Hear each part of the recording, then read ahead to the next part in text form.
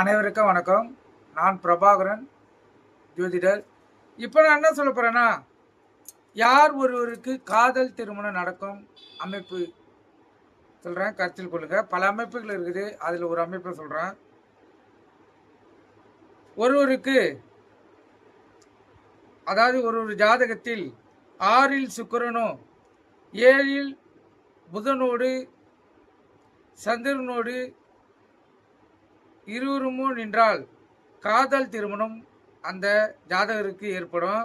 அதேபோல் சுக்கிரன் அஷ்டங்கம் தோஷம் அடைந்தால் காதல் திருமணம் நடக்கும். அதேபோல் சுக்கிரன் நீசம் பெற்றாலும் காதல் திருமணம் அந்த ஜாதகருக்கு ஏற்படும். கருத்தில் கொள்ளுங்க.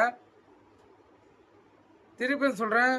ஒருவருக்கு 6ல் சுக்கிரனோ 7ல் புதனோடு சந்திரனோடு இருவருமே நின்றால் காதல் திருமணம் நடக்கும். அதேபோல் சுக்கிரன் அஷ்டங்க தோஷம் அடைந்தால் காதல் திருமணம் நடக்கும். அதேபோல் சுக்கிரன் நீசம் பெற்றாலும் காதல் திருமணம் நடக்கும். இது காதல் திருமணத்தோட விதி. நீங்கள் கருத்தில் கொண்டு பயன்பெறுங்க. நன்றி, வணக்கம்.